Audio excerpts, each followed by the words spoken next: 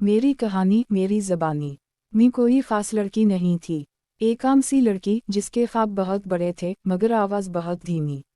लोग कहते थे लड़कियां ज़्यादा नहीं सोचती, मगर कोई ये नहीं जानता था कि मेरी खामोशी के पीछे कितनी चीखें दफन थीं।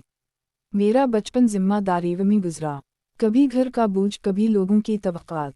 मैं मुस्कुराया करती थी ताकि कोई सवाल ना करे, क्योंकि अगर सवाल होते तो आंसू बह जाते। मैंने भी मोहब्बत की थी, बेलौस बेगर्ज बे आवाज़। वो वादे करता रहा और मैं यकीन करती रही। मुझे लगा कोई तो है जो समझेगा, मगर आखिर में मुझे ये सीखना पड़ा कि हर साथ देने वाला अपना नहीं होता।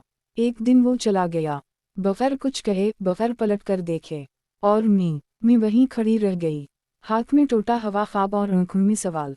रातें मेरी सबसे करीबी दोस्त बन गईं।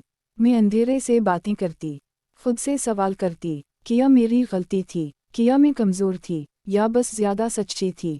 लोगों ने कहा वक्त के साथ सब ठीक हो जाता है, मगर किसी ने ये नहीं बताया कि वक्त के साथ इंसान अंदर से कितना खाली हो जाता है।